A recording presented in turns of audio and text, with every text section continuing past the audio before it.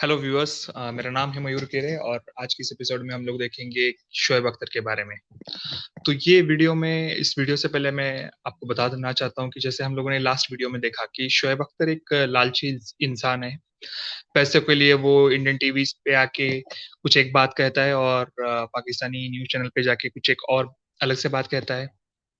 तो रिसेंटली एक कंट्रोवर्सी हुई थी पाकिस्तान में, पीटीवी स्पोर्ट्स। पाकिस्तान का एक ऑफिशियल गवर्नमेंट का चैनल है पीटीवी स्पोर्ट्स, जिसके डायरेक्टर डॉक्टर नोमान नियाज है। और वही डॉक्टर नोमान नियाज एक प्री और पोस्ट मैच एनालिसिस का एक शो रहता है उनका पीटीवी पे। वो कंडक्ट करते हैं। 7-8 लोग रहते हैं उस शो में, 3-4 फॉरेनर लोग भी रहते हैं। एक काइंड ऑफ मिक्स्ड फॉर्मेट वाला शो है जिसमें अ, हिंदी यानी कि वहाँ पे उर्दू भी बोली जाती है और साथ ही साथ इंग्लिश में भी इसका मैच का एनालिसिस किया जाता है।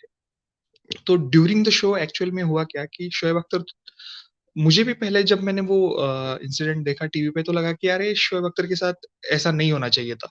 तो एग्जैक्टली हुआ क्या था उस इंसिडेंट में?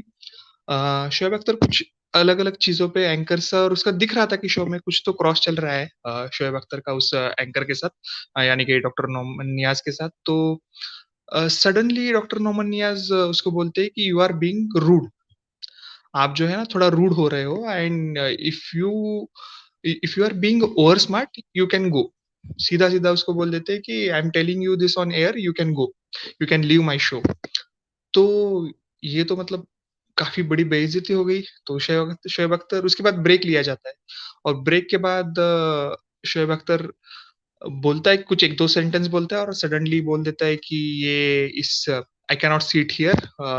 जिस तरीके से एक नेशनल स्टार की इंस्टॉल की गई है यहाँ पे, मैं यहाँ पे बैठ नहीं सकता और मैं ऑन एयर रेजिग्नेशन देता हूँ और निकल लेता हूँ यहाँ से। तो वो उठ के वो प्रोग्राम छोड़ के निकल जाता है।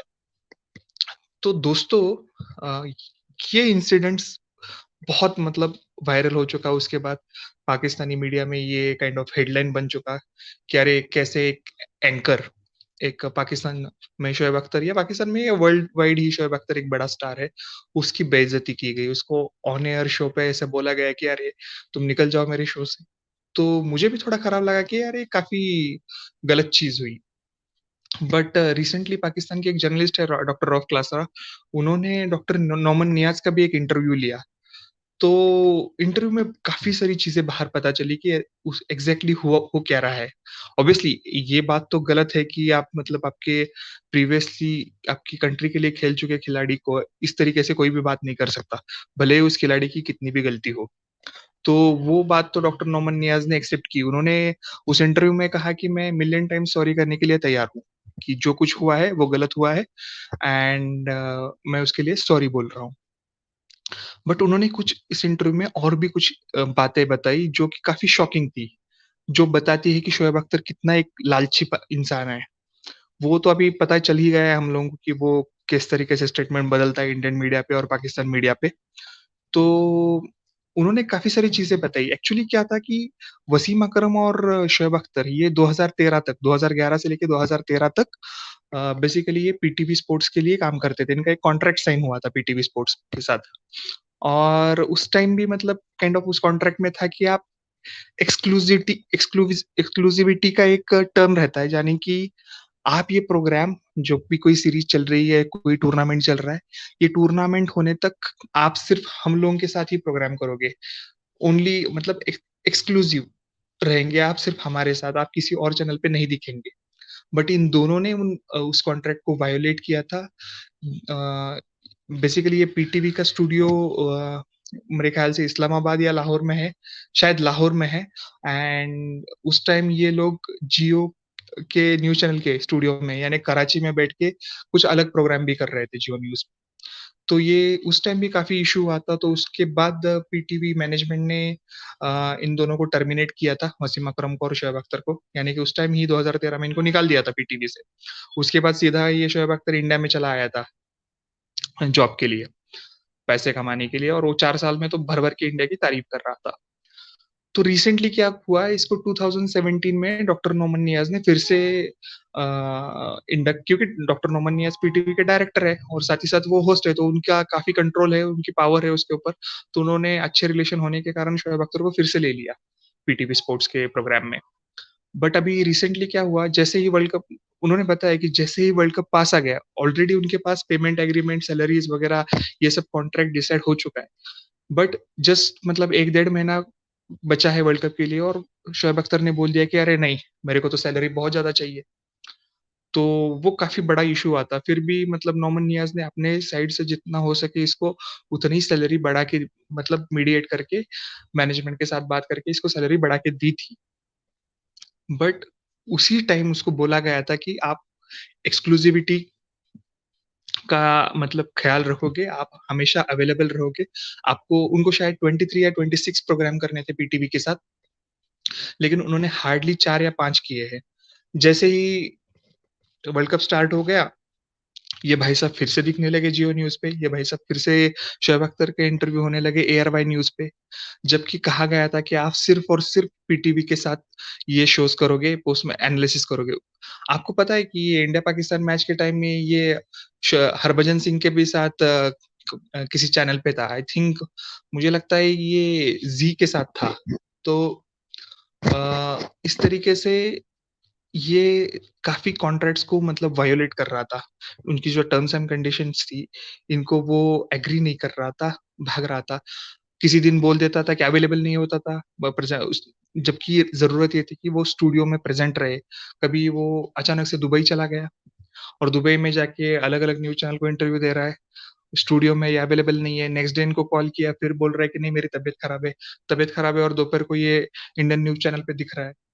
तो इस तरीके से इसने काफ़ी चीज़ों का वायोलेशंस किया है कॉन्ट्रैक्ट का, और ये इसका सब खामियाज़ा मतलब प्रेशर आ रहा था डॉक्टर नोमान नियाज़ पे कि भई आपने इस बंदे को फिर से क्यों लिया? मैनेजमेंट की जो भी डाँट पड़ रही थी, वो जो भी उनका एंगर था वो झेलना पड़ रहा था डॉक्टर नोमान नियाज़ को। और ऊपर से इतना सब करने के बाद भी ये बंदा कुछ-कुछ उन्होंने बताया कि वो मुझे मेरे ही शो में मुझको ही बोल रहा है कि तुमने मैच देखी है क्या? चलो ख़ैर है कि कोई तो एटलीस्ट काम कर रहा है। इस टाइप के मतलब वो टॉन्ट्स उनको दे रहा था डॉक्टर मोहम्मद नियाज़ को। तो एक होता है आदमी का मतलब एक लिमिट के बाद सटक जाता है दिमाग। आदमी उसके बाद उसका सोचना बंद कर देता है। एक सर्टेन अगर थ्रेशोल्ड रीच हो गया ना, तो आदमी उसके बाद सीधा डायरेक्टली सामने वाले को लगा देता है फटकार। तो वही हुआ उस दिन डॉक्टर नोमान नियाज़ के साथ। तो सीधा उन्होंने उनको बोल दिया कि भई you are being over smart, आपको ऐसा लग रहा है, तो आप यहाँ से सीधा चले जाओ। तो उसने भी भाई सीधा मतलब एक तो बोल रहा है कि अभी अभी इसको याद आ गया कि भई ये नेशनल स्टार है, ये है, वो है। नेशनल स्टार है तो नेशनल स्टार अपनी ड्यूटियाँ भी निभाए। नेशनल स्टार एक रोल मॉडल होता है, उसको कॉन्ट्रैक्ट की सभी कंडीशंस फॉलो करनी चाहिए। उसने सीधा ऑन एयर बोला कि मैं पीटीवी से रेज़िग्नेशन दे रहा हूँ। तो बट ये कोई रेज़िग्नेशन देने की ये कोई स्टाइल नहीं है, आप कोई हीरो नहीं बनना चाहते, रेज़िग्नेशन भी टर्म्स एंड कंडीशंस के तहत होता है, उसमें 3 महीने का नोटिस पीरियड का कॉन्ट्रैक्ट था पीटीपी के साथ, जो कि उनको सर्व करना पड़ेगा। वो ऐसे ही नहीं बोल सकते कि भई मैं रेज़िग्नेशन देके कल से नहीं आता, ऐसा नहीं होता। हम लोग अगर कंपनी चेंज करते हैं, कुछ चीज़ करते हैं, तो हम लोगों को 3 महीने का नोटिस पीरियड रहता है, जो कि हमें सर्व करना पड़ता है। अगर आपको वो नहीं करना है, तो कौन से कंडीशंस में वो नहीं करना है, या उसके बदले में आपको कुछ मतलब वो उसकी सैलरी का कैसे क्या करना है, ये सब चीज़ें आपको मैनेजमेंट के साथ बैठ के डिस्कस करनी पड़ती है। आप ऐसे सीधे नहीं बोल सकते कि मैं इस रेज़िग्नेशन दे रहा हूँ और मैं चलता बन रहा हूँ यहाँ से।